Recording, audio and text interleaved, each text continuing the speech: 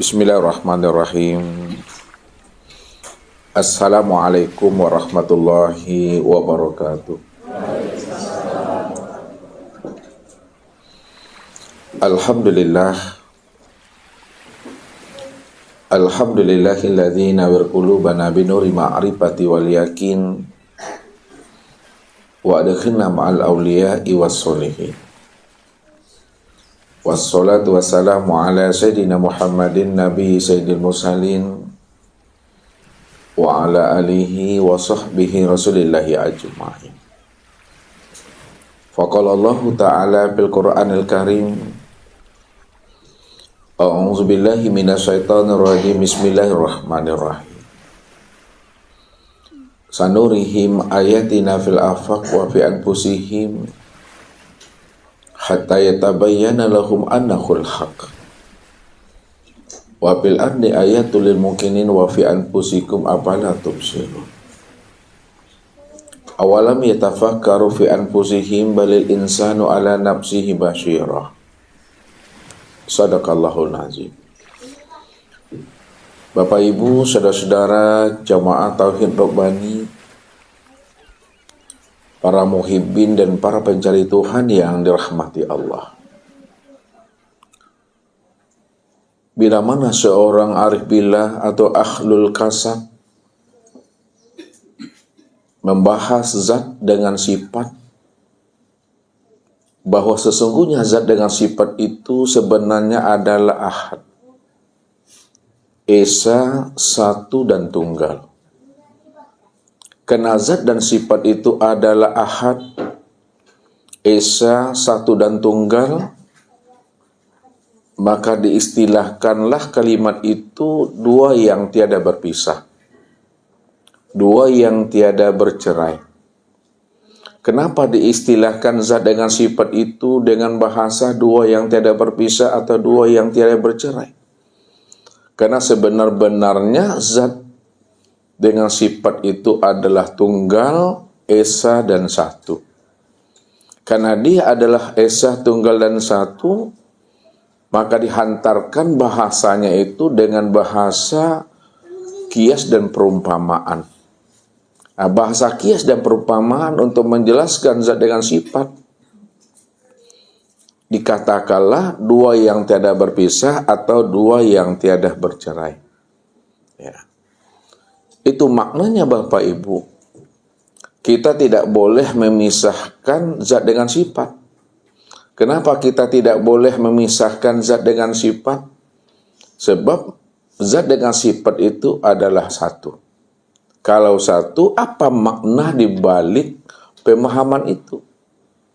Jadi makna di balik pemahaman zat dengan sifat itu artinya nyatanya zat itu kena sifat, zahirnya sifat itu kena zat.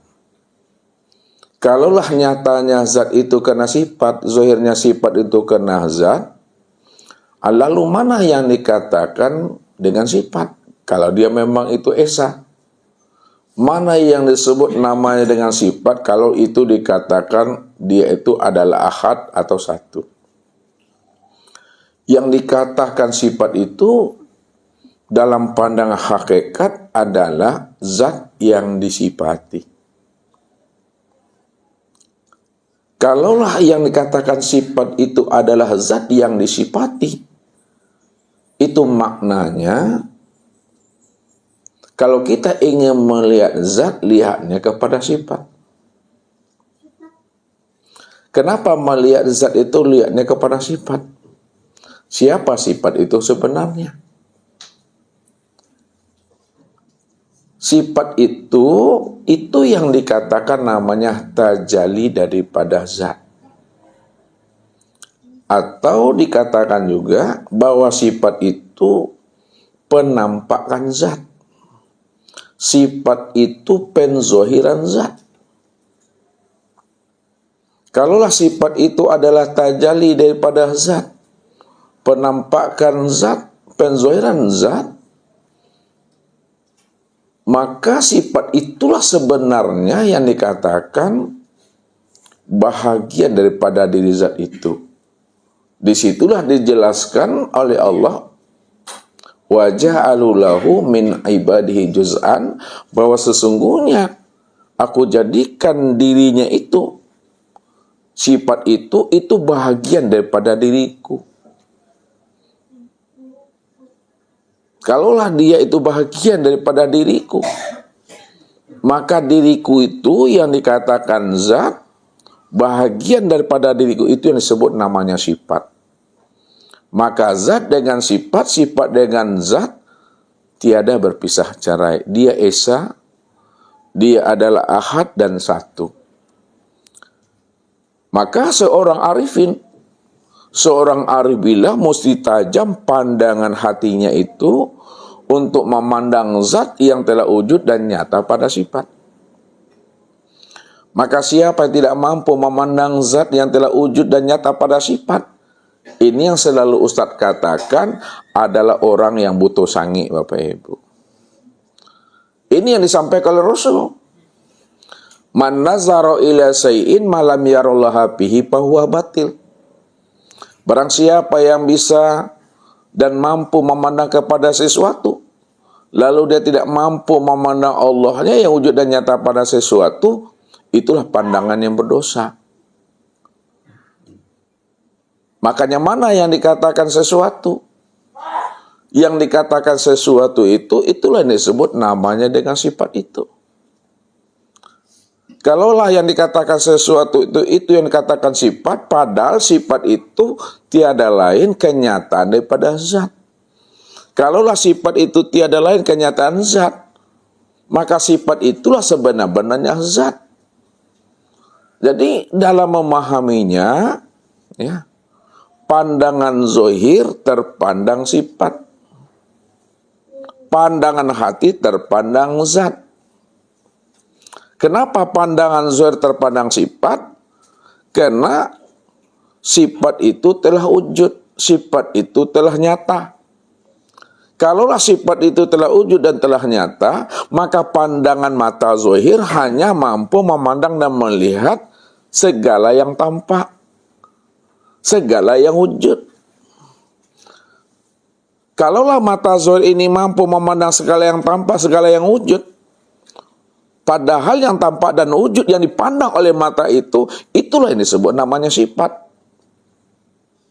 Walaupun pandangan zohir mampu memandang sifat, namun pandangan hati yang terpandang itu adalah zat. Kenapa yang terpandang itu zat? Karena sifat itulah sebenarnya kenyataan daripada zat itu sendiri. Jadi untuk lebih paham dan jelasnya Bapak Ibu, supaya Bapak Ibu tidak mencerai-beraikan, tidak memisahkan antara zat dengan sifat, sifat dengan zat, maka tunggulah pesan-pesan berikut ini. Nah, baik Bapak Ibu, jadi kita mesti mampu memahami zat dengan sifat. Bahwa sesungguhnya zat dengan sifat itu adalah ahad, esa, dan tunggal. Karena zat dengan sifat itu adalah ahad, esa, dan tunggal atau satu, maka disampaikan dengan bahasa perumpamaan. Bagaimana cara penyampaiannya dalam bahasa perumpamaan dan kias? Bahwa zat dengan sifat itu dua yang tiada bercerai, dua yang tiada berpisah. Kenapa disebut dia adalah dua yang tiada bercerai dan dua yang tiada berpisah? Karena zat dengan sifat itu memang betul-betul satu, esa. Kalau dia esa, satu dan tunggal, ya, maka disitulah bahasanya Bapak Ibu tidak boleh memisahkan dan menceraikan zat dengan sifat itu. Walaupun sebutannya dua, ada zat sebutannya, ada pula sifat sebutannya. Padahal yang disebut itu sebenarnya dia adalah satu saja. Suatu contoh Bapak Ibu. Ya, zat dengan sifat, sifat dengan zat itu adalah ahad, tunggal, esa, dan satu. Karena dia adalah ahad, esa, tunggal, dan satu, maka disebutlah istilahnya dua yang tiada berpisah, dua yang tiada bercerai. Nah, karena diistilahkan dua yang tidak berpisah, dua yang tidak bercerai, hakikat yang sebenar-benarnya zat dengan sifat yang dikatakan dua yang tiada berpisah dan dua yang tiada bercerai itu hakikatnya itu adalah esa tunggal. Bagaimana cara Bapak Ibu memahami esa dan tunggalnya zat dengan sifat itu? Lihat Bapak Ibu. Nah, ini tisu. Tisu nih ya, bukan diibaratkan memang tisu ini. Memang tisu Rami ini payah nyobeknya nih. Nggak ada sisinya dia. Hancur dia. Ambil yang baru lah ya. Maaf Rami. Maaf Rami. Bukan Ustaz, tidak suka dengan tisunya Rami. Memang payah sobek.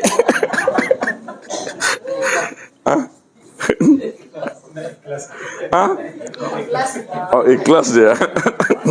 Kalau udah di tangan Ustaz, dah ikhlas dah tuh. Sama aja Rami. Kena satu nyobek tadi ini.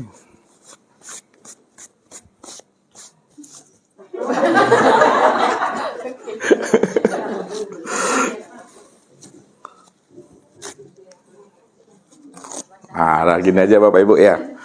Ini yang disebut namanya dua yang tiada berpisah, dua yang tiada bercerai dia.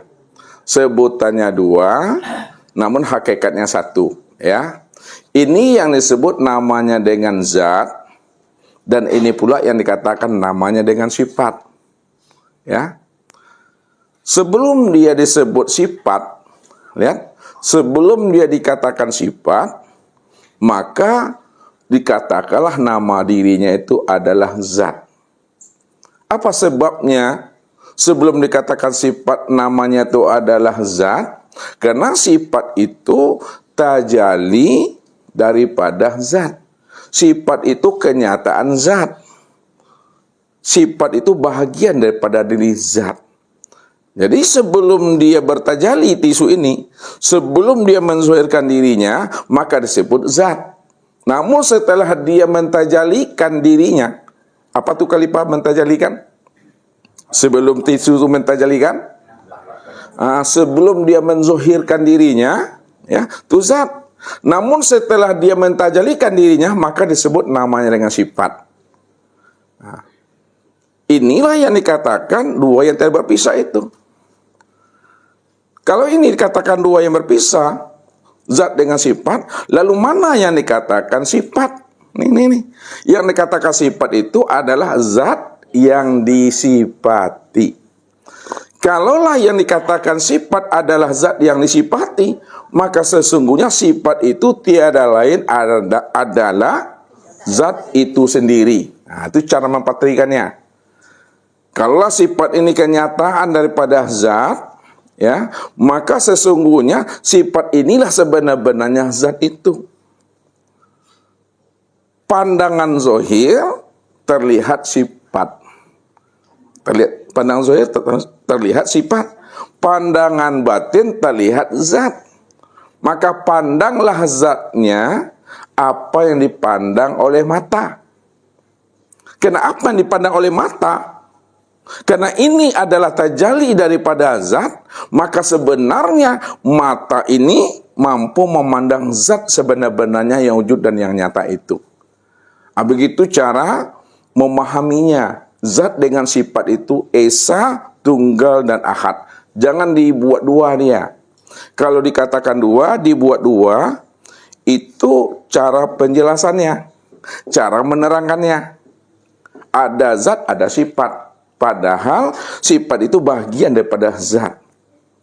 Jadi untuk lebih pahamnya Bapak Ibu, kita mencoba ya menuliskannya ini, mengambil pahamnya.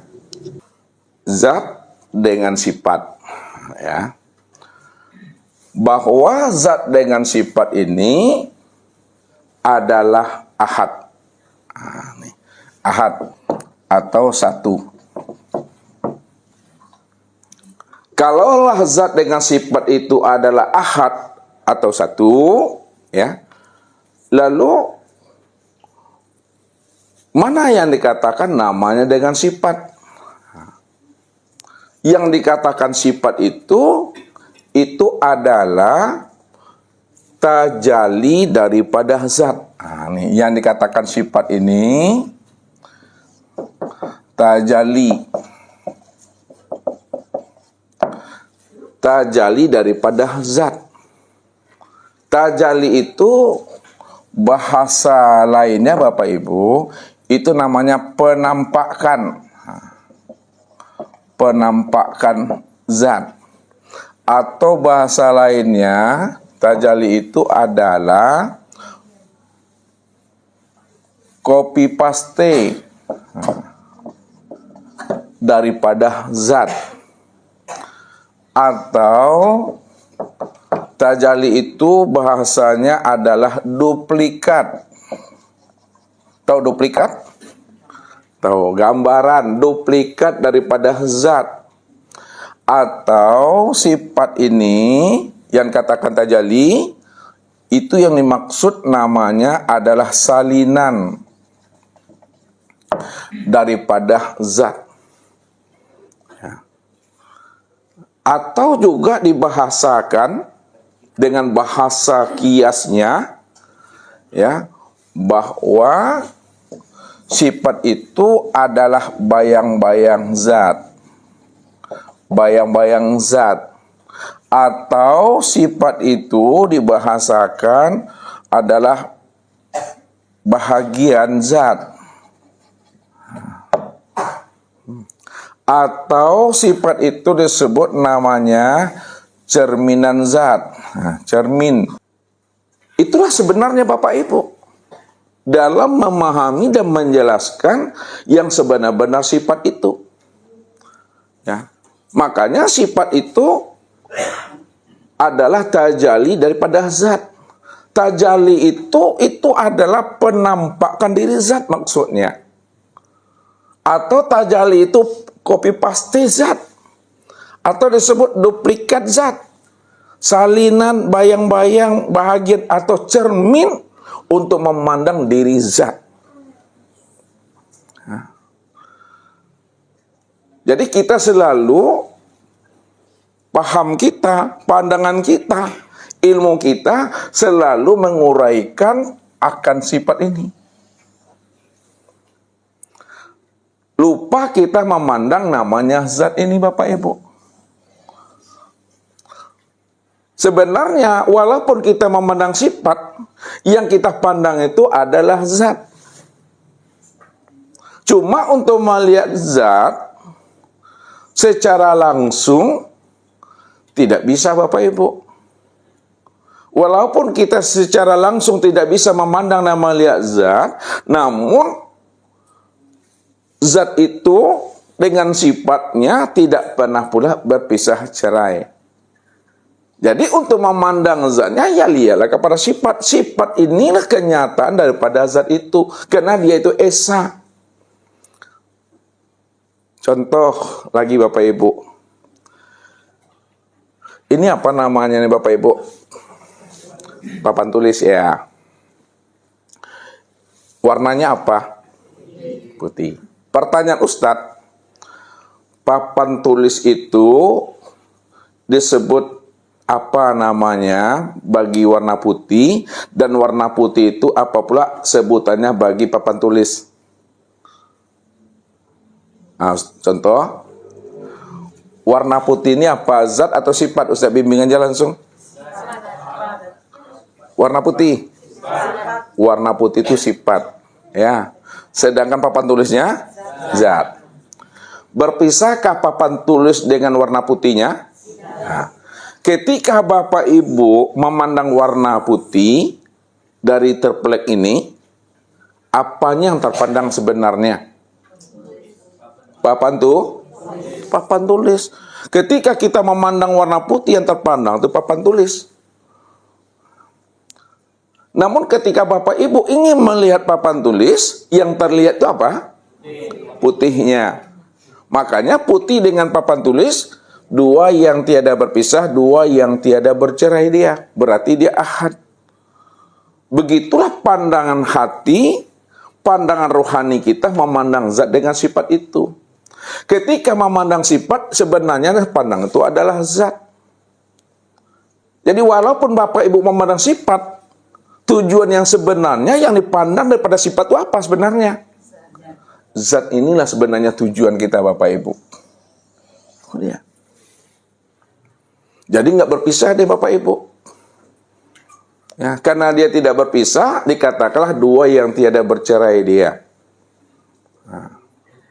Atau disebut juga sifat itulah yang dikatakan bahagian daripada diri zat itu, wajah alulahu min ibadi juz'an. Bahwa aku jadikan sifat itu sebenarnya bahagian daripada diriku sendiri. Maka apa kata Rasul? Man nazara ila syai'in malam yarallahu fihi fahuwa batil. Barang siapa yang mampu memandang sifat, lalu dia tidak mampu memandang zat yang sudah nyata pada sifat, maka itulah pandangan yang berdosa. Itulah pandangan yang tidak bernilai ibadah. Itulah pandangan yang tidak berhikmah. Kenapa pandangannya berdosa, tidak berhikmah, tidak bernilai ibadah? Karena pandangannya itu tidak mampu memandang sifat ini yang sebenar-benarnya. Sebenar-benarnya ketika dia memandang sifat, yang terpandang itu adalah zat. Karena sifat ini kenyataan daripada zat. Kalaulah sifat ini kenyataan pada zat, mestinya yang terpandang itu adalah sifat.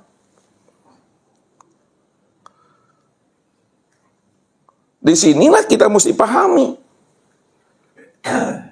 Pandangan zohir nampak sifatnya, pandangan batin tampak zatnya. Ini yang Ustadz katakan selalu, lihatlah zatnya apa yang dipandang oleh mata. Jangan kita ini memandang apa yang dipandang oleh mata. Kalau kita memandang apa yang dipandang oleh mata, maka yang terpandang itu sifat. Padahal sifat itu tiada lain nyatanya diri zat. Kalaulah sifat itu nyatanya diri zat, maka pandanglah zatnya apa yang terlihat pada zat itu. Bahwa sesungguhnya sifat itu itulah nyatanya zat yang sebenar-benarnya. Jadi sifat ini, ya, inilah yang dikatakan namanya dengan makhluk. Nah, ini Bapak Ibu. Sifat ini yang disebut namanya dengan makhluk.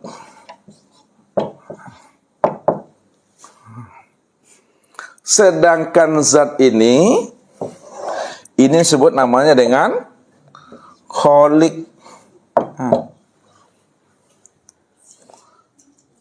Sebenarnya kholik dengan makhluk, makhluk dengan kholik itu esa atau dua tuh? Esa dia. Cuma kebanyakan kita dalam memahami kajian tauhid, kajian ma'rifat, zat dengan sifat, selalu zat dengan sifat ini kita lupakan. Yang kita hadirkan selalu itu adalah kholik dengan makhluk. Apalagi kalau diberi nama, tambah abu-abu lagi Bapak Ibu. Nah, kalau diberi nama, kholik ini siapa namanya? Allah. Nah, sedangkan makhluk kalau diberi nama, apa namanya? Muhammad. Oh, ya. Padahal Allah itu nama daripada zat. Ya. Allah nama bagi zat. Fazalikumullahu rabbukumul haq. Nih. Fazalikumullah rabbukumul haq. Maka zat yang demikian itulah Allah, Rabbmu yang sebenar-benarnya. Maksudnya, bahwa zat inilah yang dikatakan diri yang sebenar diri.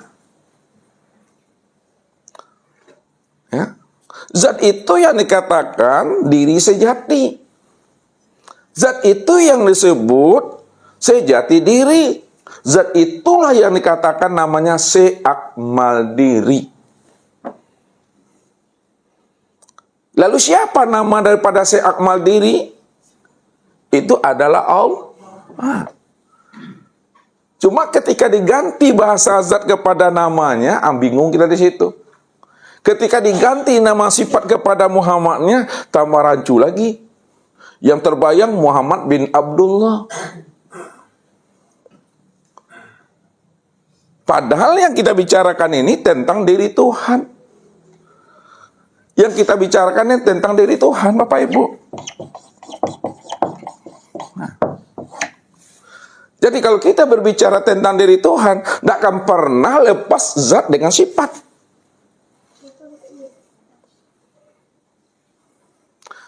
Jadi diri Tuhan itu yang zat.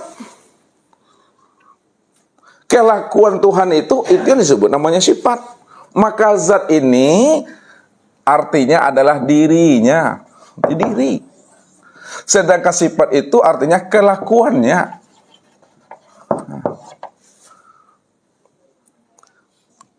Jadi bagaimanapun Ustadz menguraikan ke bawah nanti Bapak Ibu, jangan Bapak Ibu bergeser hati dan pandangan, akal pikirnya memahami yang Ustadz terangkan ini adalah zat dengan sifat. Itu kuncinya tuh. Itu kliknya dalam memahami kajian tauhid ini. Bagaimanapun Ustadz mencengcang-cencang kajinya, yang Ustadz cencang itu cara penguraiannya, cara penjabarannya. Padahal yang dicencang kaji itu sampai kepada landasan, itu adalah zat dengan sifat ini. Zat dengan sifat ini esa. Satu dia. Yang satu itu mana antara zat dengan sifatnya? Zat ini yang esa nih, yang tunggal nih, ini yang ahad itu maksudnya. Makanya untuk mengenal zat itu, kenalilah sifat. Karena sifat inilah kenyataan daripada zat. Bahasa kiasnya, sifat itulah sebenarnya cermin untuk memandang zat. Bahasa kiasnya, sifat itu adalah bayangan zat. Kalau bahasa Tuhan, sifat itu adalah bayang-bayangku. Akulah wujud bayang-bayang itu. Itu bahasanya tuh. Nah, lalu diberi nama. Ya, bahwa sifat itu yang bernama Muhammad, yang dikatakan makhluk. Zat itu diberi nama adalah Allah, yang disebut namanya Khalik. Selalu dan terjebak sini ada Khalik, ada makhluk. Padahal Khalik dengan makhluk itu esa dia. Oh, tak bolehlah dipisah, enggak bolehlah dikatakan Khalik itu makhluk, makhluk itu Khalik, ya berpisah katanya. Ya. Penyebutannya berpisah, penguraiannya berpisah, tapi hakikat yang kita huraikan, Khalik dengan makhluk itu orangnya satu juga tuh. Allah dengan Muhammad, Muhammad dengan Allah, dua atau satu nih? Satu. Mana yang dikatakan satu antara Muhammad dengan Allah? Allah itu yang sebenarnya. Kalau Allah itu yang ahad, Allah itu yang esa, lalu Muhammad ini apanya Allah? Kalau memang esa? Inilah kembali di sini ya. Muhammad itulah tajalli daripada Allah. Nah, Muhammad itulah penampakan Allah. Muhammad itu apalah? Copy paste-nya Allah. Muhammad itu duplikatnya, Muhammad itu salinannya, Muhammad itu bayang-bayangnya, Muhammad itu adalah cerminannya. Itu maksudnya. Makanya pada saat kita bercita Allah dengan Muhammad, lupa kita dasar ini. Ini dasarnya nih. Kita langsung diberi nama aja. Makanya nggak berpisah Allah dengan Muhammad. Jadi Muhammad itu adalah makhluk. Bahasa lain daripada Muhammad itu makhluk apa? Coba Pak Jizainuddin, kalaulah Muhammad itu makhluk, bahasa lainnya daripada Muhammad itu makhluk apa namanya? Ustadz tukang tulis, Pak Haji tukang sebut, biar paham. Bahasa lain daripada Muhammad itu sebagai makhluk apa lagi? Itu dia alam. Apa lagi? Sesuatu. Apa lagi? Hamba. Itu dia. Apa lagi? Nih kayak tukang parkir aja nih. Apalagi Bu Lia? Makhluk itu udah. Makhluk, alam, sesuatu, hamba. Apalagi istilahnya? Apa? Apa Ibu? Insan. Belum itu belum. Jangan disebut insan dulu. Nanti belum dikatakan insan dia. Nama lain daripada Muhammad itu. Apa? Ini dah istilah ini. Yang ini Muhammad itu, lihat, bukan Nabi Muhammad Bapak Ibu ya. Yang Ustaz maksud Muhammad itu adalah sifat. Yang dikatakan sifat itu adalah kenyataan untuk memandang diri zat. Sekarang kita turun ke bawah. Muhammad ini disebut namanya makhluk. Kalaulah Muhammad itu namanya makhluk, maka nama lain daripada Muhammad sebagai makhluk apa sebutannya? Itu adalah alam. Ya. Disebut namanya sesuatu, disebut namanya hamba. Disebutlah namanya muhaddas.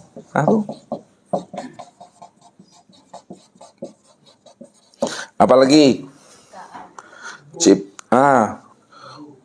Ciptaan. Boleh nih. Disebut namanya baharu. Ini bahasanya.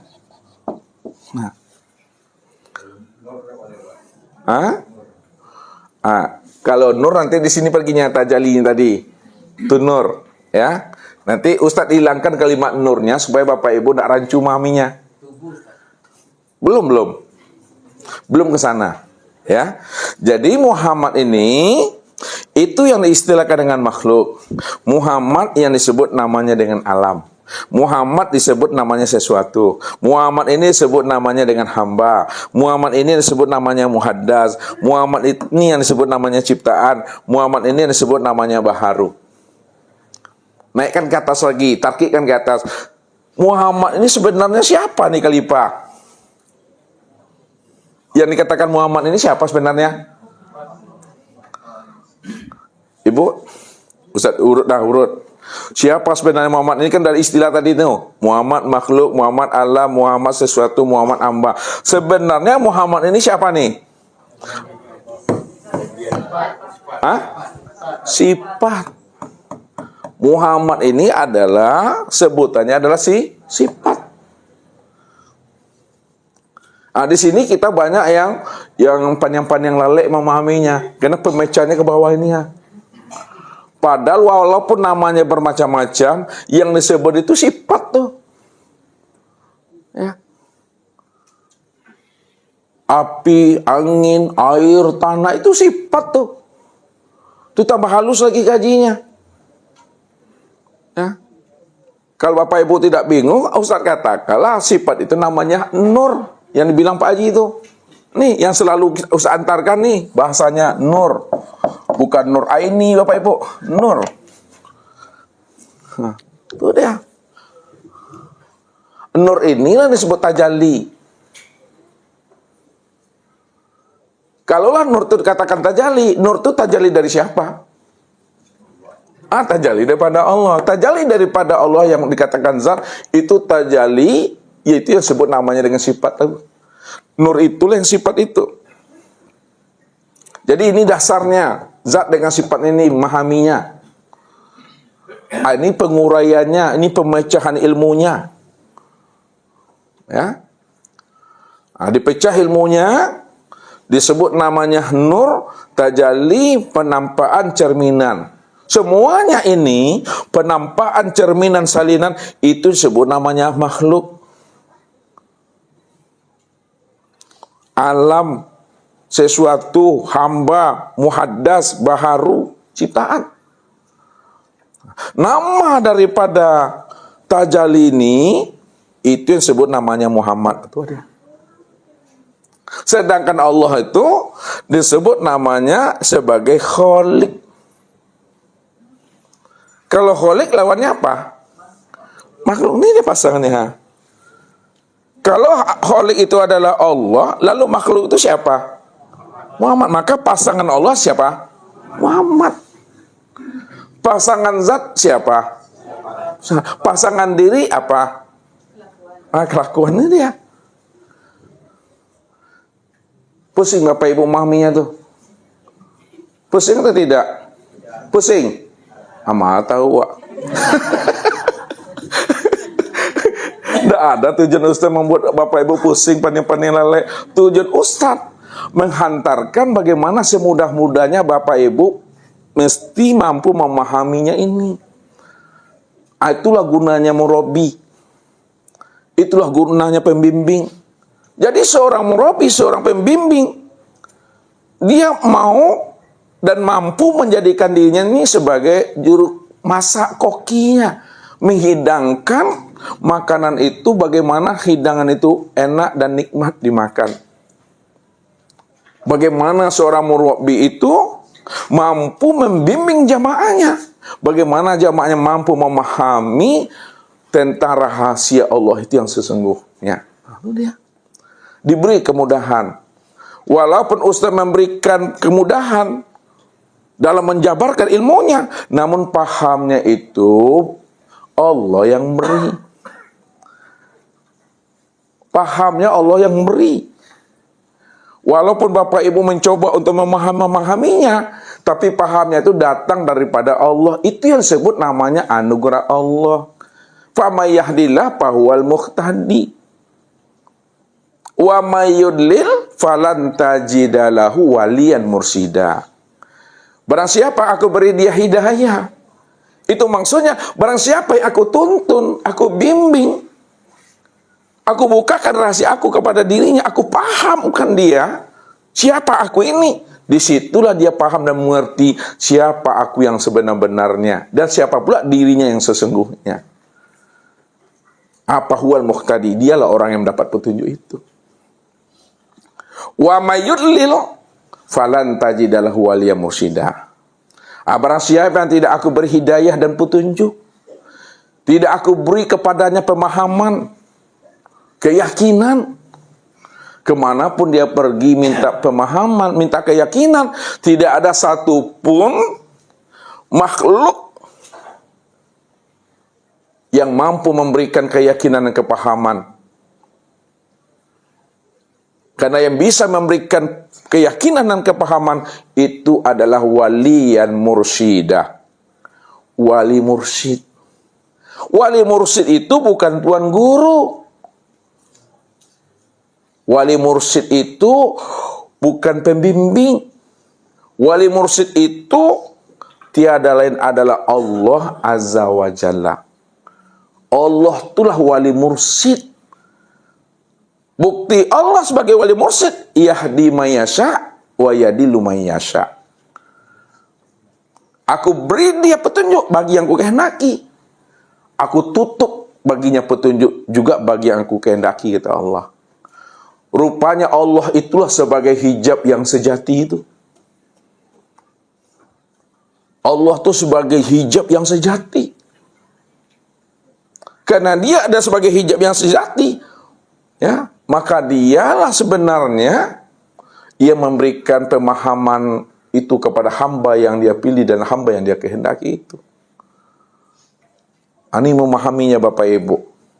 Ya, jadi zat itu adalah dirinya. Dirinya itu yang bernama Allah. Maka disebutlah dirinya bernama Allah itu Khalik. Sebagai apa? Pencipta. Ini bahasa ini yang selalu kita tertipu, pencipta. Nah. Kalaulah Allah sebagai Khalik, sebagai pencipta, lalu apa yang diciptakannya? Tentu yang diciptakannya siapa? Makhluk. Nah.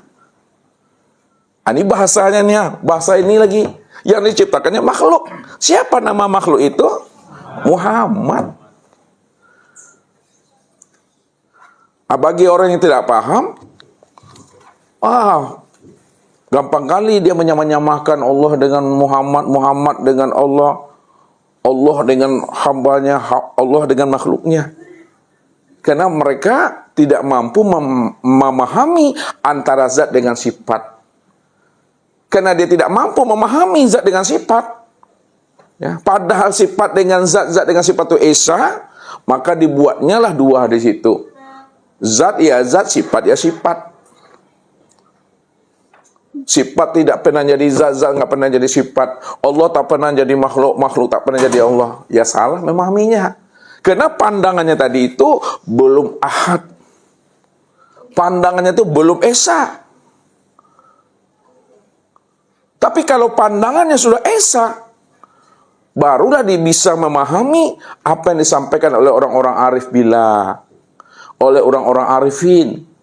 Nah, bagaimana orang-orang arifin, orang-orang arif billah mengesahkan zat dengan sifat, sifat dengan zat, maka muncullah suatu pemahaman yang keluar dari hati yang sudah kasab, terlontar daripada lisannya. Inilah yang disebut namanya dengan ya, wahdatul wujud. Nah, disebutlah namanya hulul, disebut namanya ittihad, disebut namanya manunggaling, manunggaling kaula. Jadi wahdatul wujud, hulul, ittihad, manunggaling kaula Gusti itu sebenarnya untuk menyatakan bahwa zat inilah sebenar-benarnya yang wujud itu. Zat inilah sebenar-benarnya yang ada. Jadi bahasa ittihad ulul tadi itu, dia berbicara tentang sifat. Bahwa sifat ini tidak pernah berpisah cara dengan zat. Karena sifat tidak pernah berpisah cara dengan zat, maka disebutlah namanya dengan ittihad. Karena zat tidak pernah berpisah cara dengan sifat, disebutlah namanya dengan hulul. Karena zat dengan sifat, sifat dengan zat tidak pernah berpisah cerai, maka disebutlah namanya manunggaling kaula Gusti. Esa satu dia. Jadi apa yang disampaikan oleh ulama-ulama kasab tentang wahdatul wujud, hulul, ittihad, manunggaling kaula Gusti, sebenarnya dia bagaimana umat ini mampu memandang zat pada sifat. Ya. Karena untuk memandang zat lihat pada sifat. Namun ketika dia memandang sifat, bagaimana dia pula mampu memandang zat itu yang sudah nyata pada sifat. Muncullah istilah ini Bapak Ibu. Jadi untuk mengesahkannya itu disebutlah namanya tauhid. Tauhid itu memurnikan zat, mengesahkan zat. Azat itu yang bernama Allah. Walaupun kita mampu memandang alam, kita mampu melihat namanya sesuatu, kita mampu memandang hamba, kita mampu memandang makhluk, sebenarnya yang terpandang pada makhluk, pada alam dan sesuatu itu siapa? Adalah Allah sebagai khalik. Berarti khalik dengan makhluk, Allah dengan Muhammad berpisah atau tidak? Tidak berpisah dia. Ini yang dikatakan dua yang tiada bercerai itu. Ini pemahamannya. Lalu bagaimana kesempurnaan? Nah, lihat. Memandang zat dengan sifat. Kalaulah zat dengan sifat itu adalah ahad esa, tunggal dia, maka untuk memandang zat dengan sifat secara sempurna, pandang dan lihatlah dia kepada insan. Ini sempurnanya Bapak Ibu. Ya. Jadi memandang zat dengan sifat, memandangnya itu kepada insan. Ya. Kalaulah zat bernama Allah, sifat bernama Muhammad, maka untuk memandang Allah dengan Muhammad, memandangnya itu kepada itu memahaminya. Ya. Untuk memandang Allah dan Muhammad, untuk melihat Muhammad dengan Allah, karena Allah dengan Muhammad, Muhammad dengan Allah itu adalah Ahad, Esa dan Tunggal, kemana tempat memandang nyatanya Allah dan Muhammad itu Bapak Ibu? Pada insan. Nah, kalaulah insan itu kesempurnaan memandang Allah dan Muhammad, ya, sedangkan insan itu berzahid dan berbatin. Nah, lihat.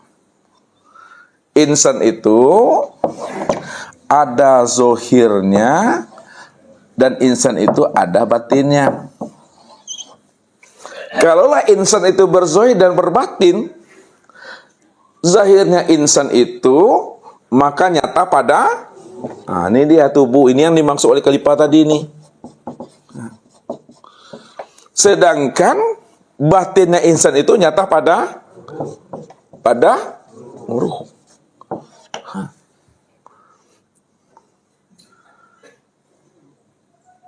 Jadi kalaulah insan itu berzohir dan berbatin, zohirnya disebut namanya dengan tubuh, batinnya disebut namanya dengan ruh. Siapa sebenarnya nama daripada tubuh dan siapa pula sebenarnya nama daripada ruh itu? Tubuh inilah sebenarnya yang disebut namanya dengan Muhammad. Ruh inilah yang disebut namanya dengan Allah. Disitulah dijelaskan oleh orang-orang arifin, Allahu ruhun wa Muhammadun jasadun. Allah itu batin nyata pada ruh. Muhammad itu zohir nyata pada tubuh. Untuk menggabungkan, menghubungkan, menyatukan tubuh dengan ruh, ruh dengan tubuh, maka disebut namanya siapa? Untuk menggabungkan, menyatukan antara tubuh dengan ruh, ruh dengan tubuh, siapa namanya Pak Ji? Pak Ji? Insan tadi. Ya, insan. Bukan insan tadi. Insan. Nah, biar tegas pemahamannya. Untuk menyatukan tubuh dengan ruh, ruh dengan tubuh disebut namanya insan. Itu yang tegas tahu. Tapi insan tadi. Ya. Insan. Karena insan ini tempat memandang Allah dengan Muhammad. Insan itu tempat memandang Muhammad dengan Allah, maka disebutlah istilah insan ini, dirinya disebut insan apa? Insan apa namanya? Insan kamil. Itu dia. Kamil mukamil. Jadi insan kamil mukamil itu adalah insan yang sudah mengenali akan rahasia dirinya, bahwa dirinya itu adalah nyatanya Allah dan Muhammad. Itu dia. Karena dirinya tempat memandang nyatanya Allah dengan Muhammad yang disebut insan kamil mukamil, maka siapa insan kamil mukamil itu? Ini lihat jawabannya. Insan kamil mukamil itu, kata Allah, al-insanu nafsi wa ana nafsuhu. Insan itu adalah diriku dan akulah dirinya insan itu. Al-insanu sirri wa ana sirruhu. Insan itu adalah rahasiaku dan akulah rahasianya insan itu. Yang ketiga dalilnya apa Pak Ji? Al-insan sifati. Malu aku. Coba Pak San, mana Pak San? Pak Saratu, dalilnya yang nggak panjang dikit. Dari yang dua nih, ada yang tiga yang terakhir. Pak Andre, Pak Kalipa, Pak Imam. Mana Rami? Rami. Al-insanu siri wasiri sifati wasifati la ghairi. Iya, laju ya. Udah hafal. Luar kepala. Al-insanu siri wa siri sifati wa sifati la ghairi. Ya. Insan itu adalah rahasiaku, rahasiaku itu adalah sifatku, sifatku itu tiada lain adalah aku. Maka disitulah penegasan dibuat oleh Allah, wallahu nafsiyun wa ana nafsahu wujudahu. Ini dia. Wallahu nafsiyun wa ana nafsahu wujudahu. Allah itu ya diriku dan akulah dirinya dan akulah wujud dirinya itu yang sebenar-benarnya. Itu memahaminya. Lalu adakah terpandang diri Bapak Ibu di situ? Kalau tidak terpandang, siapa sebenarnya diri insan ini? Hah? Siapa sebenarnya diri insan? Itulah Allah itu sendiri.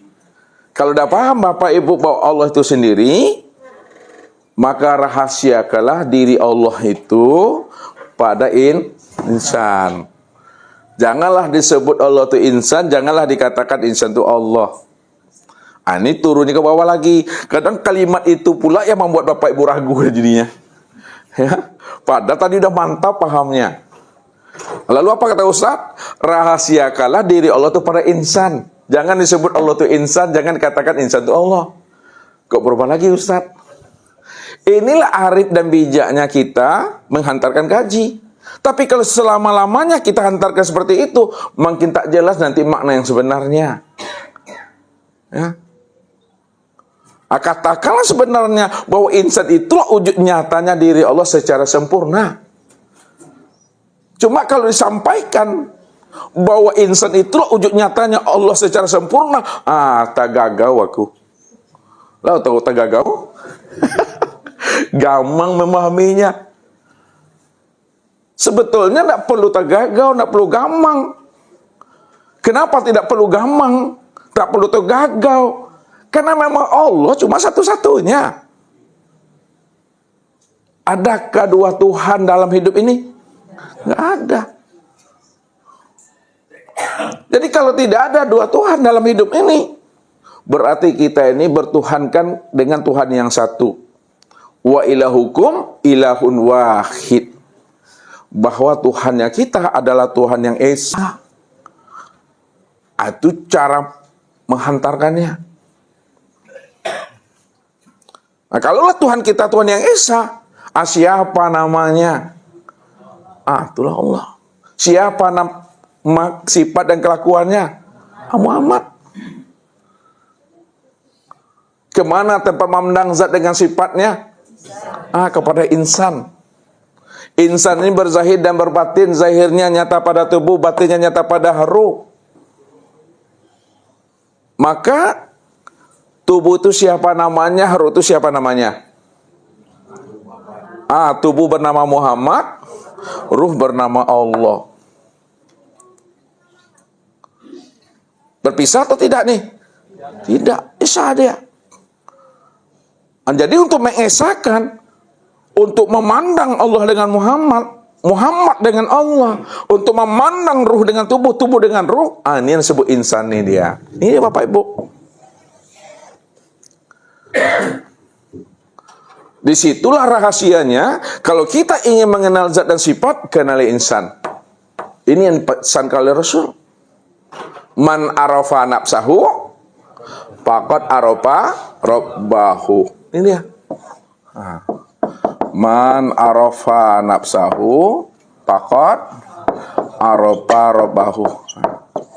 Siapa yang telah kenal dirinya, maka sungguh ia telah mengenal Tuhannya.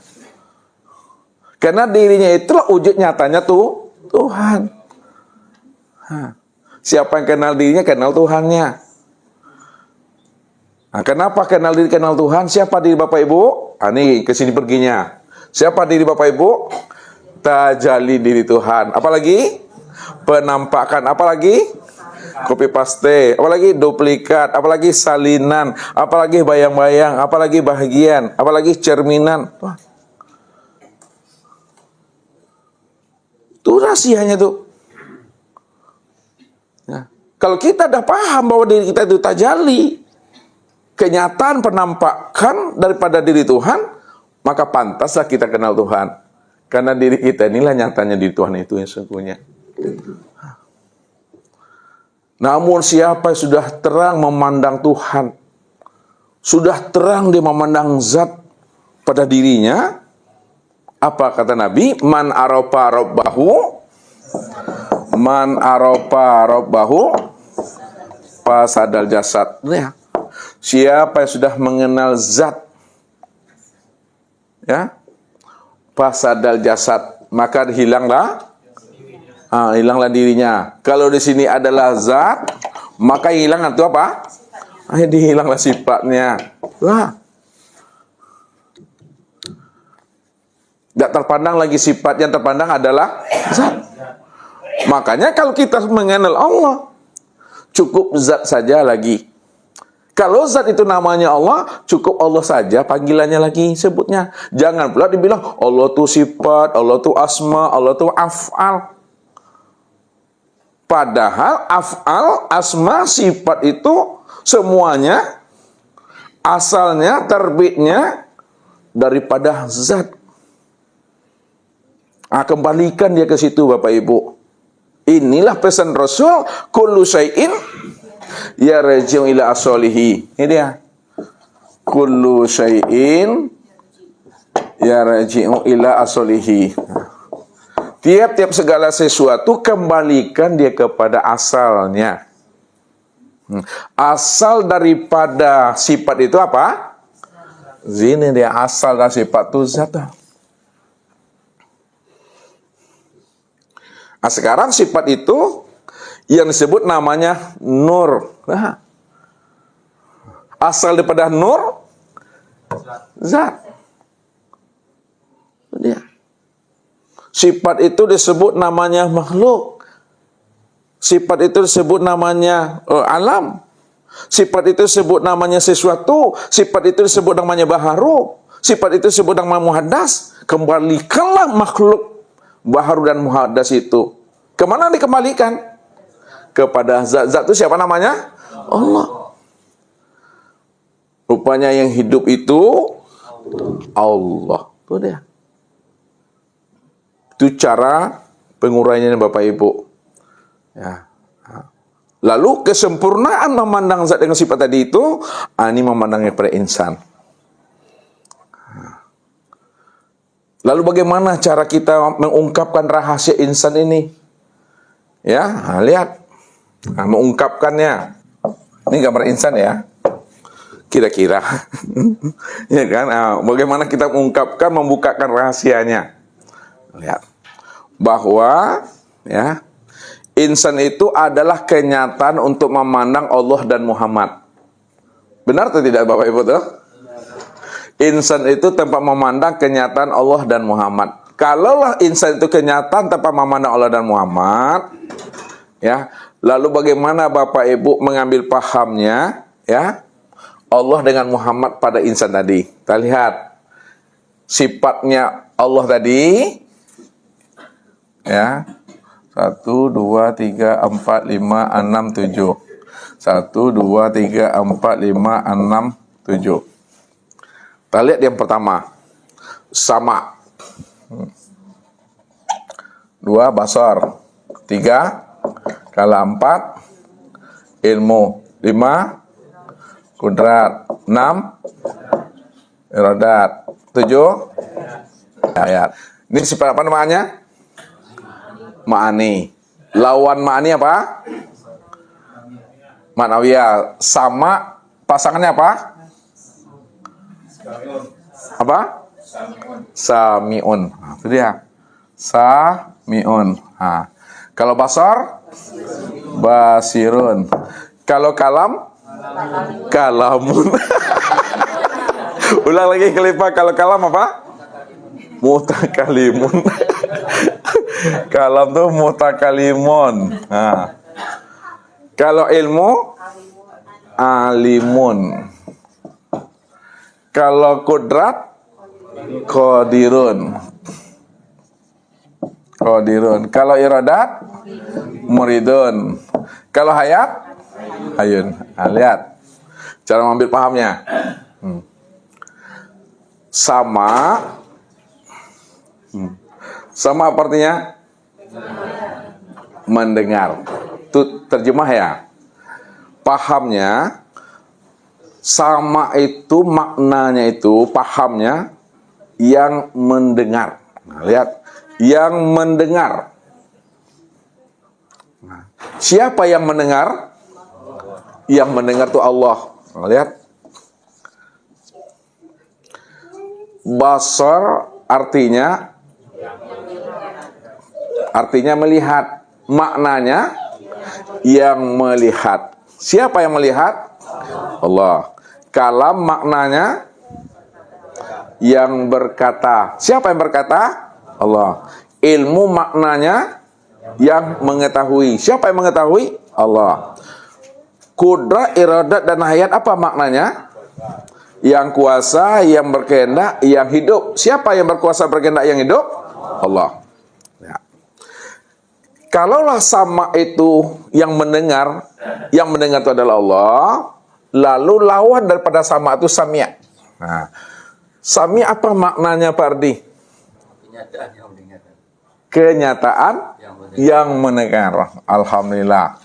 Kenyataan yang mendengar.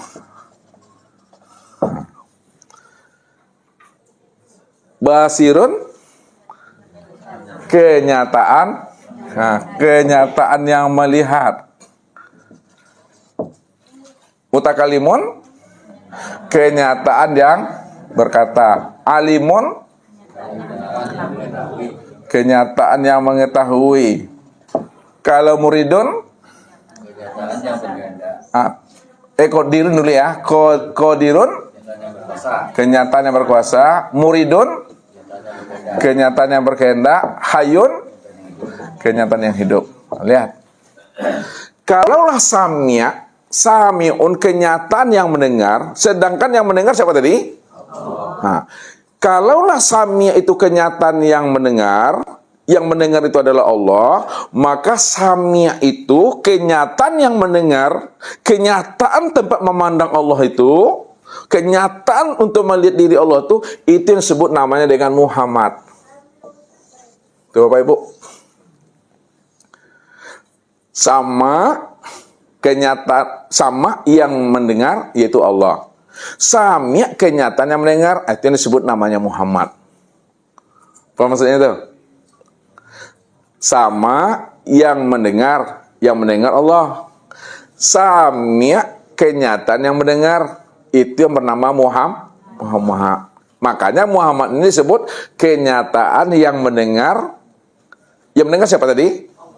Kalau langsung saja artinya Muhammad itu kenyataan Allah. Itu ilmunya. Kadang kita dengan menggunakan bahasa ini keluar juga bintang-bintang dari itu. Sami' kenyataan yang mendengar. Sama yang mendengar. Sama bagi Allah, sami' bagi Muhammad, atau pusing pula memahaminya. Padahal bahasa Ustadz itu menghantarkan kepada satu wujud tuh. Pemahaman. Sama bagi Allah, sami' bagi Muhammad. Pertanyaannya kepada Rian. Nah, Rian ya. Ustaz mengambil mutiara dalam dadanya itu. Kalaulah sama itu pada Allah, sami' pada Muhammad, apa pada diri insan? Halo? Jangan lihat kayak gini lagi. Nanti aja lah. Pak Imam, 2 imam di sini mah. Pak Andre, pada telinga. Telingo. Nah, sama pada Allah, sami pada Muhammad, telingo pada ibu. Telingo tahu? Telingaku. Ini nurun aja kajinya lagi deh. Basar pada Allah, basir pada Muhammad. Apa pada diri ibu? Mato. Kalam pada Allah, mutakalim pada Muhammad. Apa pada Rani? Muncung. Itu memahaminya. Kalam pada Allah, mutakalim pada Muhammad. Apa pada Pak Haji? Mulut. Ilmu pada Allah, alimun pada Muhammad. Apa pada Khalifah? Akal. Kudrat pada Allah, qadirun pada Muhammad. Apa pada Pak Son? Kaki. Iradat pada Allah, muridun pada Muhammad. Apa pada diri Pak Andre? Halo? Hati. Kehendak. Bapak Ibu ada kehendak? Kehendak Bapak Ibu itu dari mana datangnya? Itu dia tuh. Dari hati, Bu. Makanya iradat pada Allah, muridun pada Muhammad. Apa pada kita? Hati. Hayat bagi Allah, hayyun bagi Muhammad. Apa pada di Bapak Ibu? Napas. Tuh nyata pada hidungnya. Turun naik, keluar masuk tuh.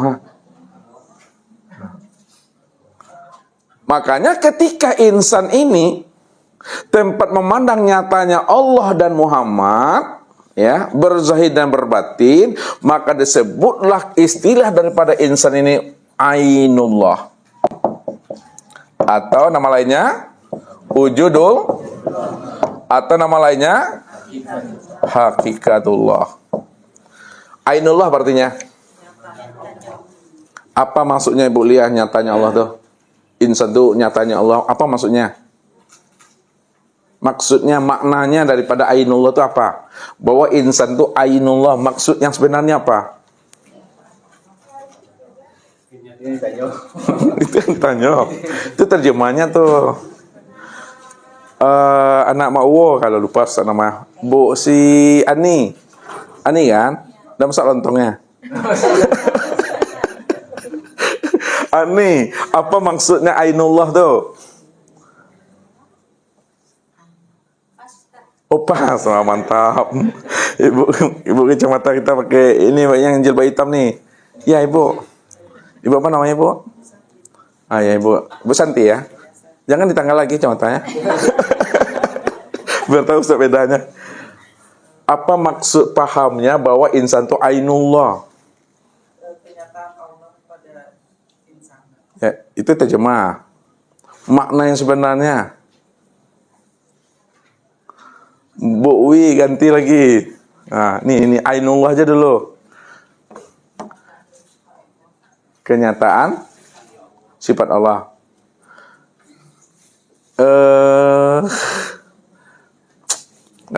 Siapa lama lupa Ustaz nah. Ya. Naila. Apa maksudnya ini ainullah? Tanya Bu Wi. Dewi. Belakang Dewi. Apa maknanya bahwa insan itu ainullah? Nyata sifat Allah yang 7. Belum lagi. Ya cukup. Ma'wo. Apa maksudnya ma'wo? Udah diantarkan Pop S? Belum? Mbak Yu.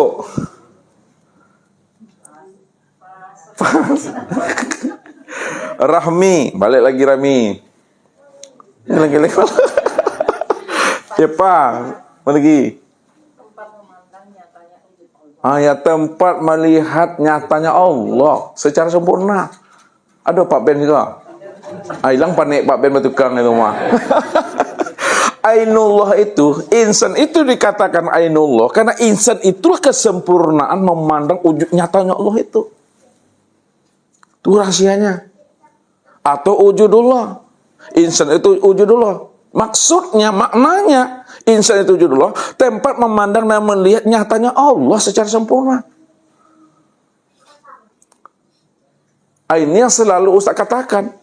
Rupanya Tuhan yang kita cari selama ini tiada lain sudah nyata pada diri sendiri. Karena diri sendiri itu adalah diri Allah. Man arafa nafsahu faqad arafa rabbahu. Siapa yang telah kenal dirinya bahwa dirinya itu Tuhan, tentu dia paham. Karena diri Tuhan itu tiada lain adalah diri Tuhan tuh. Bukan hantu tuh. Diri Tuhan, Allah. Jadi Allah tuh statusnya sebagai apa gitu? Apa boleh ya? Allah tuh statusnya sebagai apa? Bingung lagi tuh. Allah tuh statusnya sebagai apa? Ani. Itu dia. Allah tuh statusnya sebagai Tuhan. Jadi Tuhan itu apa bagi Allah? Kalau memang Allah tuh statusnya sebagai Tuhan, Tuhan itu apa bagi Allah sebenarnya? Allah itu statusnya sebagai Tuhan. Agak tinggi sedikit ya. Kalau Allah itu statusnya sebagai Tuhan, lalu Tuhan itu apanya Allah? Tuhan itu apanya Allah? Jabatannya. Terusnya pangkatnya, derajatnya. Itu maksudnya Bapak Ibu. Ya. Ganggu malam. Itu memahaminya. Ya. Jadi Allah itu statusnya sebagai Tuhan. Tuhan itu adalah pangkatnya, derajatnya daripada Allah. Kalau di negara kita Indonesia ini, ya, Pak Prabowo itu statusnya sebagai apa tuh? Presiden itulah tuh. Jadi presiden itu apanya Pak Prabowo itu? Jabatannya. Begitu memahaminya. Kan dibawa ke situ lagi kan, makanya dipahami.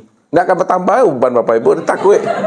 Yang penting dengan rasa, dinuai memahaminya, yakin Bapak Ibu. Ya, jangan nanti kalau Bapak Ibu tidak yakin, adalah kacau dah tuh dah. Makanya Allah bilang, ini inda zoni abdibi. Aku nih menurut sangka hambaku kepada aku. Kalau sangkanya baik, pasti baik tuh. Kalau sangkanya tidak baik, maka tak baik.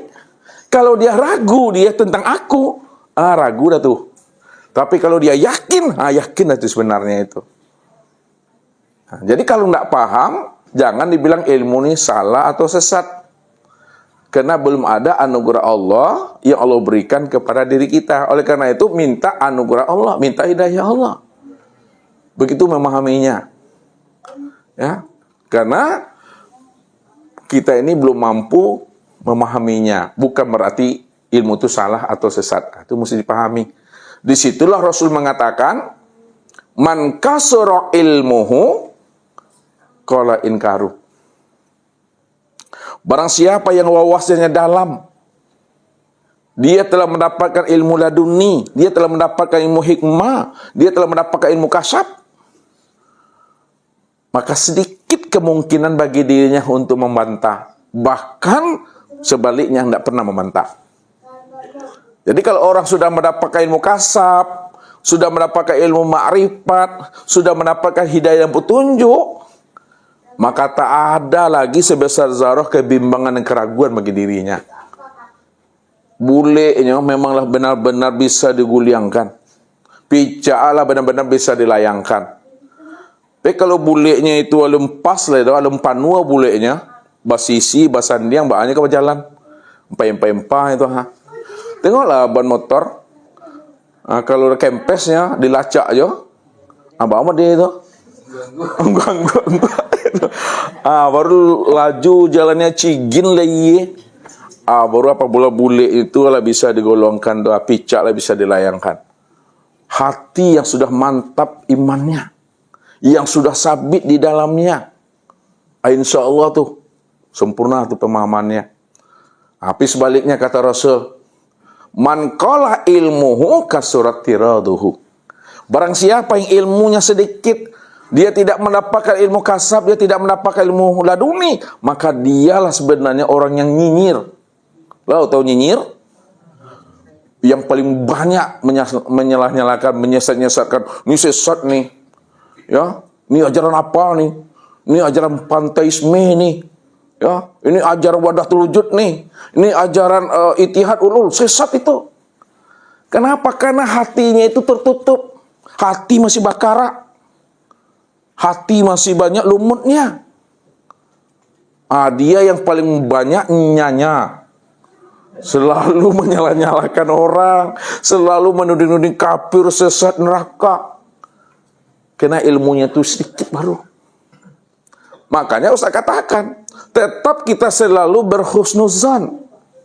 Andai kata kita belum dapat pahamnya, minta kepada Allah. Ya Allah, berikan aku kemudahan dalam memahami ilmu tauhid ini, ya Allah. Untuk mengenal dirimu, ya Allah. Pasti Allah beri. Karena ini indah zoni abdi bi. Kita sudah jelas nak paham. Kita sudah jelas nak mengerti. Entah mau pula mau minta hidayah dan petunjuk kepada Allah. Ya. Maka ini sebenarnya Bapak Ibu adalah orang-orang yang dipilih oleh Allah. Ini namanya orang-orang yang tajrid. Bukan menjerit. Apa tajrid itu? Orang yang ditarik Allah ruhaninya, batinnya. Baru takiyak kaki itu melangkah ke musola majelis. Takiyak dia tahu. Tangke. Orang yang ditarik Allah ruhaninya, jiwanya, batinnya. Tergeraklah hatinya itu untuk melangkah menuntut ilmu, mencari dan menemui Tuhan itu. Ini yang mesti dipahami. Jadi kita mesti memahami tentang rahasia diri supaya kita kenal dengan Tuhan. Kalau kita ada kenal dengan Tuhan, yang berjalan tuh itulah kudratnya. Yang berkehendak itu itulah iradatnya. Yang melihat itu itulah basornya. Yang mendengar itu itulah samaknya. Yang berkata itulah kalamnya. Yang memahami itu itulah ilmunya. Yang hidup itu itulah hayatnya. Sempurnalah memandang wujud nyata sama basar kalam ilmu kuda iradah dan hayat itu yang disebut insan-insan itu yang diri Bapak Ibu nih. Walaupun Ustaz katakan insan itu diri Bapak Ibu, namun insannya diri Bapak Ibu bukanlah kenyataan diri Bapak Ibu. Akan tetapi insannya diri Bapak Ibu itulah nyatanya diri Allah. Diri Allah. Maka dipahami di balik kalam Ustaz nih. Dipahami di balik makna yang sebenarnya apa yang Ustaz maksud. Makanya gunakanlah hati, gunakan rasa untuk memahami dan menyikapi ini. Jadi apapun yang Ustaz sampaikan awal sampai akhir, kita berbicara tentang zat dengan sifat. Ya. Kalau Ustaz bilang Allah tuh zat tuh. Kalau Ustaz bilang Muhammad tuh sifat. Walaupun yang Ustaz bilang Muhammad, yang Ustaz sebut adalah makhluk, yang Ustaz katakan adalah sesuatu. Sesuatu, makhluk Muhammad itu adalah sifat. Sifat itu tiada lain adalah nyatanya diri zat. Berarti kita bercita zat kita. Namun versinya berbeda. Dialeknya berbeda. Cara mengutarakan dan menguraikannya berbeda. Karena kita sudah berada pada alam nyata ini Bapak Ibu. Walaupun kita berada pada alam nyata, dialek yang berbeda, tapi makna sebenarnya yang kita kaji di balik alam nyata ini, apapun dialeknya, bunyi bahasanya, itu tiada lain bercerita tentang diri Tuhan ini. Ini yang membawa kita ini selamat pulang dan kembali Bapak Ibu. Jadi kalau kita sudah mengenal diri kita ini yang sebenarnya, itu dah kembali itu, pulangnya, alun dah. Kembali tahu maksudnya. Alah balik. Pulang alhamdulillah. Kalau Bapak Ibu sudah mengenal Allah, Allah itu yang nyatanya di Bapak Ibu dah kembali dah tu dah. Artinya apa? Kita telah berjumpa dan bersuah dengan Allah. Dah kembali kita memahami sejati diri kita, yaitu Allah. Tapi pulangnya alun mengalami proses innalillahi wa inna ilaihi rajiun. Itu bahasa kias yang gitu lagi itu. Ya, makanya tidak semua orang bisa paham dengan bahasa kias. Ya, kembalinya lah, pulangnya lun. Jadi ada bahasa hakikatnya, ada bahasa syariatnya. Bahasa hakikatnya ada kembali, bahasa syariatnya alun pulang dah.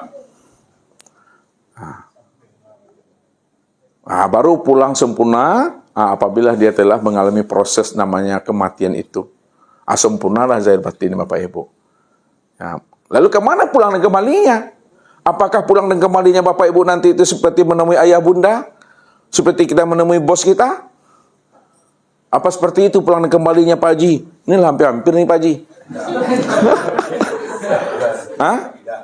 Tidak. Kalau tidak, yang sebenarnya bagaimana pulang dan kembali kepada Allah tuh? Paham yang bagaimana maksudnya? Kayak saya menyebut. Boleh kali Pak bantu apa yang disampaikan oleh Pak Haji, bagaimana sebenarnya pulang dan kembali kepada Allah itu secara sempurna, zahir dan batin. Kenal aja diri kita. Kenal aja diri kita jadi. Itulah. Udah kelu lidah kata Pak Haji. Sudah ingat, sudah menyadari sesadar-sadarnya bahwa diri kita ini wujud nyatanya dari Allah. Ya Allah lah tuh dah. Maka Allah yang kita temui di dunia sama nak dengan Allah yang kita temui nanti di barzah. Yang di barzah sama nak dengan di akhirat. Kalau sama nyatanya yang sama pada akhirat, barzah pada dunia ini yang mana? Pada di sendiri itu. Yakinlah itu Bapak Ibu. Sekarang ilmunya yakin atau tidak aja tuh. Ini ilmu yang yakin saya beri. Sekarang tergantung Bapak Ibu. Yakin tak dengan ilmu yang saya antarkan ini? Bapak Ibu yakin atau tidak? Yakin. Jangan yakin. Yakin dari dalam ini. Kadang dia bisa menghafalnya, bisa mengulangnya, bisa membaca-bacanya, tapi dia tidak yakin dengan apa yang dipelajarinya, tidak yakin apa yang disampaikannya. Benar ini atau tidak, sesat nanti nak ya. Itu tandanya belum yakin tuh. Kalau yakin itu udah mantap, bule semua. Walaupun orang membuat kita bimbang ragu, kita tetap pada pendirian kita itu. Itu yakinnya sudah zuk. Yakinnya sudah mendapatkan pancaran ilahi. Ya. Tak ragu lagi itu. Itu maksudnya. Tunggu aja lah sampai datangnya ajal dan kematian itu Bapak Ibu. Nanti nampak bukti zahirnya itu. Karena yang zahir menunjukkan yang batin. Untuk mulai keyakinan itu, lihatlah pada diri Bapak Ibu nanti. Membangkai tak nanti? Membusuk tak nanti? Banyak lalat tak? Ya, itu situ duduknya. Memahami itu. Makanya orang yang sudah kenal Allah dengan orang yang tidak kenal Allah, waktu matinya berbeda Bapak Ibu. Itulah jaminan Tuhan itu. Hal yastawil lazina ya'lamuna wal lazina la ya'lamun. Sama ke orang yang berilmu dengan tidak berilmu. Sama ke orang yang sudah kenal dirinya dengan orang yang tidak kenal dirinya. Sama ke orang yang sudah mengenal Allah yang wujud nyata pada dirinya dengan orang yang tidak kenal Allah yang wujud nyata pada dirinya. Makanya orang yang kenal Allah insya Allah tidak membangkai, tidak membusuk. Dan orang yang tidak kenal Allah membangkai dan membusuk. Jangankan ditunggu 1 hari, 1 jam dia membusuk dia. Tapi kalau sama aja matinya orang makrifat dengan matinya orang tidak makrifat. Orang makrifat mati membangkai. Orang tidak makrifat matinya membangkai itu apa juga? Bapak Ibu belajar lagi kalau memang sama aja.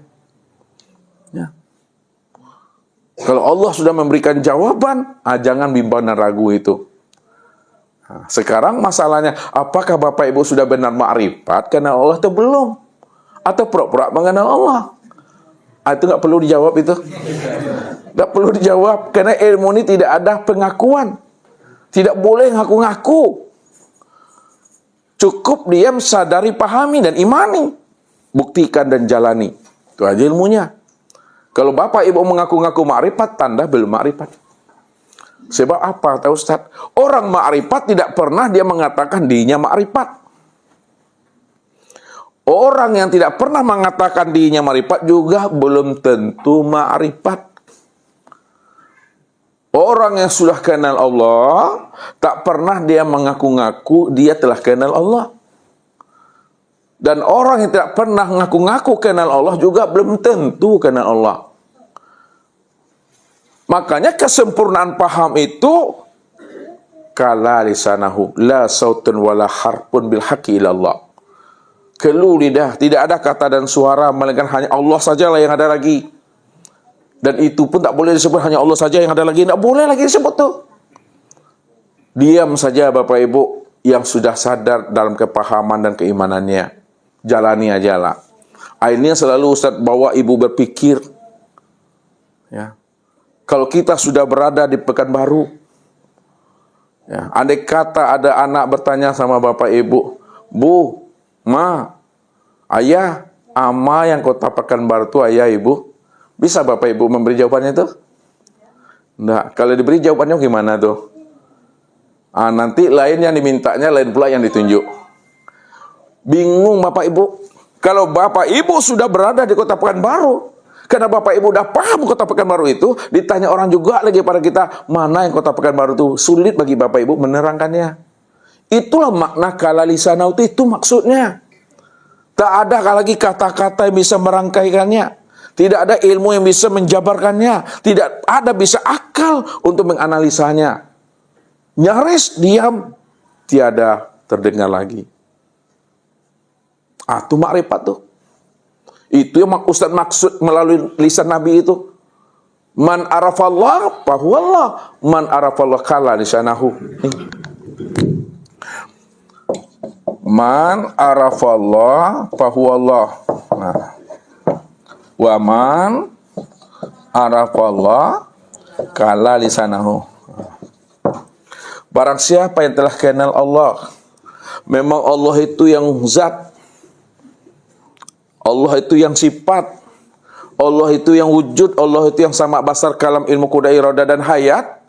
Dia yang awal, dia yang akhir, dia yang zahir, dia yang batin, dia segala-galanya dan segala-galanya dia, fahuwallah. Maka segala-galanya itulah dia, Allah itu. Pada saat itu, waman arafallah kala lisanahu. Kalau dia sudah kenal Allah bahwa segala-galanya itu adalah Allah, dan Allah itu nyata pada segala-galanya, kala lisanahu. Diamlah lagi situ Bapak Ibu. Itu maksudnya diam yang sudah paham. Paham yang sudah sadar tuh, sadar dia sudah dalam keimanan itu. Sempurna tuh Bapak Ibu. Ya. Mengerti, paham kita itu maksudnya. Tak boleh lagi diurai-uraikan, tak boleh lagi dinyata-nyatakan. Ini yang selalu saya katakan. Orang yang sudah kenal Allah, sulit bagi dirinya menjelaskan tentang Allah. Apalagi orang yang tidak kenal Allah. Orang yang sudah kenal Allah saja sulit menerangkannya. Apalagi orang yang tidak kenal Allah. Tambah sulit lagi Bapak Ibu. Ya. Bahkan apa kata Allah? Am taqulu 'ala Allah ma la ta'lamun. Haram bagi seseorang, haram bagi dirimu bercerita tentang diriku padahal kamu belum mengenal akan aku. Apa sebabnya haram? Orang yang kita kenal aku saja payah bagi dirinya bercerita tentang aku. Apalagi kamu bercerita tentang aku, kamu belum kenal dengan aku, gitu Tuhan. Di situ memahami ilmu ini Bapak Ibu. Jadi nggak boleh ada pengakuan siapapun lah dia di situ. Ya, apapun pangkatnya, gelarnya yang dia sandang dalam hal keumatan ini, nggak boleh ngaku-ngaku di situ. Ya, ini yang kita jaga. Ya, buktikan aja lagi pemahamannya Bapak Ibu. Lihat aja lah nanti waktu mati selamat atau tidak, itu aja itu. Ya. Lihat tuh kita dengan Tuhan aja lagi itu. Itu bahasanya kita dengan Allah. Tidak ada kita dengan siapa-siapa. Di situ aja pembuktian ilmu itu. Maka kenalilah Allah itu dengan sempurna, dengan baik. Maka seluruh amal ibadah dan ketatan kita itu insya Allah. Itu yang disebut namanya amal daimun. Itu yang disebut namanya amal yang fana. Itu yang dikatakan namanya ma'rifat. Wal baqiyatu sholihatun khairun inda rabbika. Amal soleh, amal daimun, amal yang sudah ma'rifat, itulah sebenarnya amal yang paling baik di sisi Allah, itu yang sebenar-benarnya. Apa artinya? Sesungguhnya yang beramal itu adalah aku. Aku menjalankan ceritaku. Aku menjalankan takdir diriku sendiri. Aku pula lah yang menikmati jalan ceritaku dan takdir aku sendiri. Tidak ada siapa-siapa atau Tuhan. Namun turunnya ke hakikat, jalan ceritaku nyatalah pada Muhammad. Ini ya, Muhammad yang menjalankan cerita. Ya, padahal Muhammad itu adalah diri aku sendiri. Itulah tersembunyi dia. Walaupun Muhammad nampaknya sebenarnya rahasianya adalah Allah. Oleh karena itu selalu kita ini berhusnuzan, berbaik sangka kepada Allah. Bukti berbaik sangka kepada Allah, berbaik sangka kepada diri. Karena diri inilah bukti nyatanya rahasia wujud Allah itu. Inilah orang yang datang dan kembali membawa diri Allah. Inilah yang disampaikan oleh Nabi itu. Siapa yang datang menghadap Allah dengan amalnya, amalnya akan aku hisap. Siapa yang datang menghadap Allah dengan ilmunya, ilmunya akan aku minta pertanggungjawabannya. Siapa yang datang kepada aku membawa diriku, tidak aku hisap amalnya, tidak aku minta pertanggungjawaban ilmunya, tidak pula aku tanya dia akan makrifatnya. Karena itu adalah urusan aku, itu adalah hak aku. Ya, maka datanglah kepada Allah membawa diri Tuhan. Jangan datang kepadanya membawa ilmu makrifat. Jangan datang kepadanya dengan membawa amal. Tapi datang kepada Allah itu dengan diri Allah. Jangan nanti Bapak Ibu salah pula menyikapinya. Berarti tidak boleh lagi beramal. Tak boleh lagi belajar ilmu. Tak boleh lagi belajar makrifat. Salah nanti Bapak Ibu memahaminya. Tetap beramal, tetap berilmu, tetap bermakrifat. Walaupun Bapak Ibu beramal, berilmu dan bermakrifat, jangan ada keakuan dan kesadaran diri Bapak Ibu yang beramal, yang berilmu dan bermakrifat. Yang beramal, berilmu dan makrifat itu adalah diri Tuhan. Kalau udah paham kita seperti itu, ibarat hujan lah naik ke langit itu mah. Pinang lah pulang ke tampuaknya. Syria pulang ke gagangnya. Ombak baliknya ke lautan mah. Pisau masuk ke sarungnya. Diri pulang ke asalnya itu. Itulah makna inna lillahi wa inna ilaihi raji'un. Sesungguhnya Bapak Ibu telah tiada selama-lamanya. Aku pun dah capek dah. Billahi taufik wal hidayah. Wassalamualaikum warahmatullahi wabarakatuh.